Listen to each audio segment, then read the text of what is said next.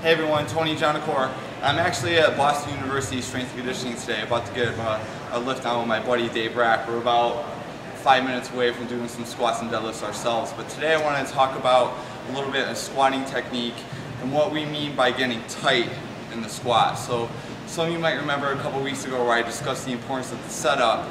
I'm kind of want to elaborate on that a little bit today, but more specifically I want to talk about what we mean by getting tight. And what I mean by getting tight is stability and like getting rid of leaks in the body as far as like transferring energy from the lower body to the upper body. So with the squat, with the setup is important. I mean, I discussed it a little bit a couple weeks ago where we want to pull down on that bar, but there's two things there's kind of like two avenues I like to take with this, or two parts of the setup I like to do.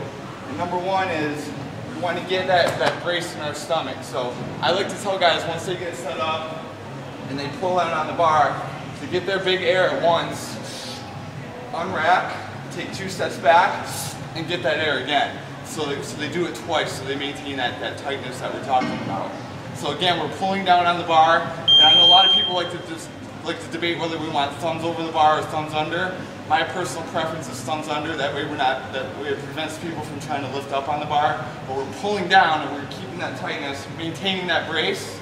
And when we get to the bottom, another mistake that I see a lot of people make, especially with box squats, is they squat all the way down, and one, they might rock off, which I'm not a big fan of, especially with beginners. Or number two, they might just get down there and just relax, and then they're prone to buckling that spine. We want to try to avoid that as much as possible.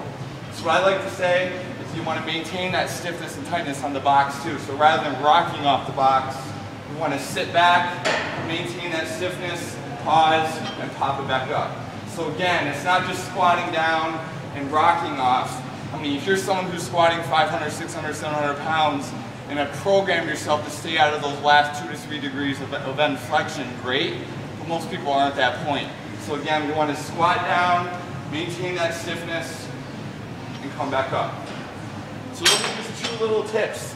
Once in the beginning, get your air before you unrack, get your air after you unrack the weight, take 2 steps back, and again, maintain that tightness when you get to the box. So use those 2 tips today and hopefully you'll see some marked improvement in your squat technique.